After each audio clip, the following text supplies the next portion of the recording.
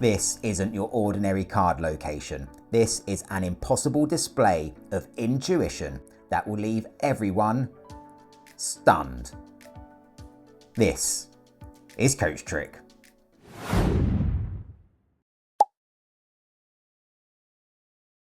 Welcome back to another amazing tutorial.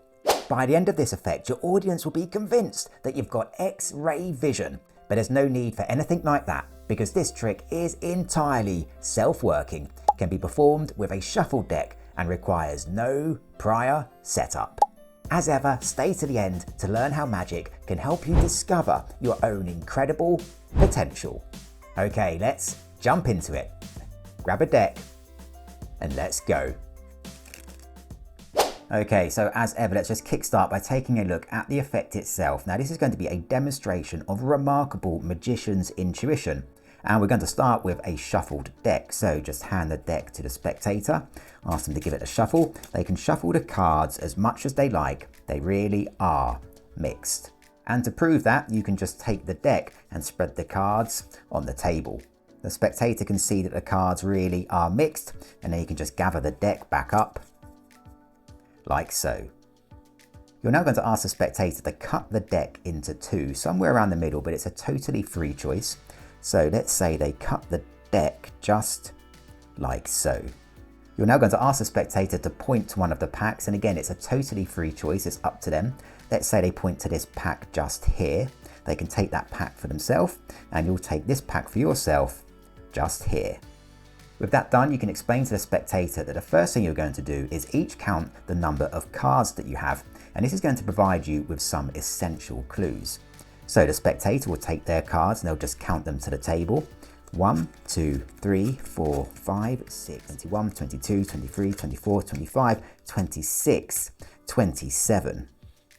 You can explain to the spectator that that's an interesting number because it's almost an exact division. That means that you should be left with 25 cards, and to confirm that, you can now just count your own cards. 1, 2, 3, 4, 5, 6, 21, 22, 23, 24, 25. With that done, you can now ask the spectator just to take one of their cards, the top card will be fine, and just to place it anywhere into the middle of your pack, just like so. And this now creates a perfect balance and sets you up with perfect intuition. You now want to mix the packs up a little bit, so ask the spectator now to copy you and do exactly what you do. You're going to take your pack and you're just going to take the top card and place it anywhere you like at random into the middle of your pack, and the spectator will now do the same. They'll take their pack, they'll take their top card and just place it anywhere they like at random into the middle of their pack. You'll now continue the mixing. You'll take your pack, this time take the bottom card, and again just placing it at random anywhere you like into the middle of your pack, and the spectator will do the same. They'll take their pack, take their bottom card and place it anywhere into the middle. You're now going to take the top card of your pack.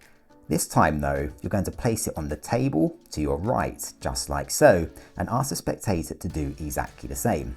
They'll take the top card of their pack and place it on the table to their right. With that done, you're now going to continue the mixing. So take your pack and once again, just take the bottom card and place it into the middle of your pack anywhere that you like. And the spectator will do the same with their pack, taking the bottom card and placing it anywhere at random into the middle. You'll now take the next card from your pack, the top card just here, and place this one onto the table to your left, just like so.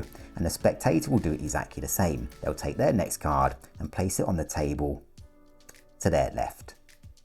You can now just gather up the cards in the middle as our work with those is complete.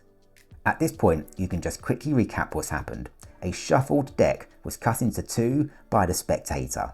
You each then took a pack and counted your cards, and then followed exactly the same moves to mix your packs and deal 2 cards each to the table. There's absolutely no way that anybody could know the identity of any of the dealt cards. However, you're now about to display some remarkable intuition.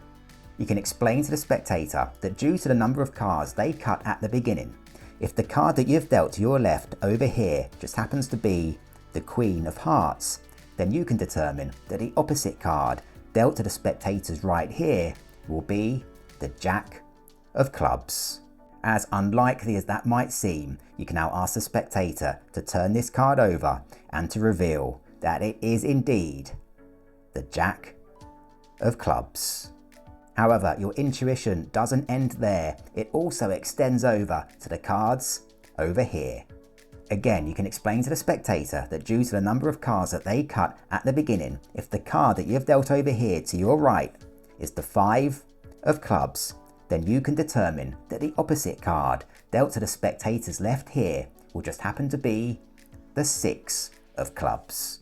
Ask the spectator now to turn this card over and to reveal that it is indeed the 6 of Clubs. A remarkable display of intuition that's also super easy to perform, so stick around because now I will show you exactly how it works. Okay, so let's take a look at the secret to this effect. Now, we really do start with a shuffled deck, and that's what adds to the impact.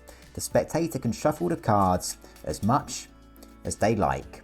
With that done, you can spread the cards on the table to show that they really are mixed. While showing all the cards to be mixed, what you're secretly going to do here is to glimpse and memorize the cards that are 3rd and 4th from the bottom of the deck, and these are going to be the cards selected by the spectator.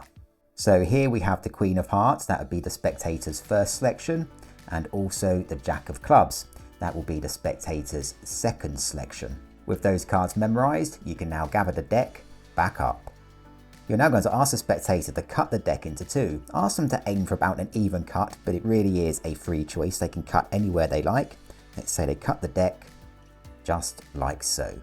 You're now going to ask the spectator to point to a pack. Again, it's a totally free choice, but whatever happens here, you're going to ensure the spectator ends up with the bottom half of the deck. So if they point to the top half, say great, and you can take that half for yourself and ask the spectator to take the other half for their self.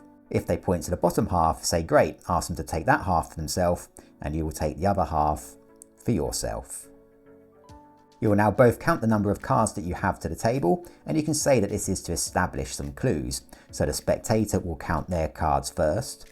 1, 2, 3, 4, 22, 23, 24, 25. Now at the end of that, the cards that you remembered from earlier on have been brought towards the top of the spectator's pack. You'll now just do the same and count your cards to the table. 1, 2, 3, 24, 25, 26, 27. Now, it really doesn't matter how many cards you have, it's totally irrelevant. This is really just about misdirection. Whatever the number of cards, you can make up a reason for why that's so interesting. But no matter what the number, you're now going to ask the spectator to take their top card and just to place it anywhere into the middle of your pack, like so. You're now going to ask the spectator to copy you move for move. Take the top card of your pack and just place it anywhere into the middle of your pack. You'll now take the bottom card of your pack and again just placing it anywhere into the middle.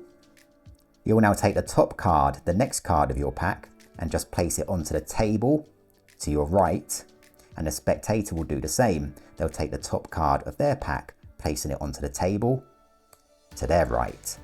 You'll now take the bottom card from your pack, placing it into the middle, and the spectator will do exactly the same. You'll now take the next card from your pack, the top card, and just place it on the table to your left, and the spectator will take the next card, the top card from their pack, and place it on the table to their left. You can now just gather up the cards in the middle, like so.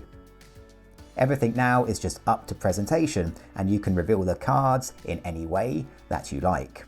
Now, you don't know the identity of your cards, but that's okay. You can just name them as you turn them over, because the real mystery is that you're going to use the identity of your card to determine the spectator's card.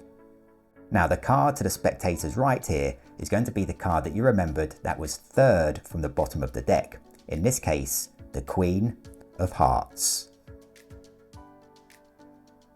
You can now turn over your card here Now, no matter what the value of your card here, you know that this card to the spectator's left is going to be the card that you remembered that was fourth from the bottom of the deck. In this case, the Jack of Clubs. And all that's left to do now is to reveal this card in any way that you like. And there you have it.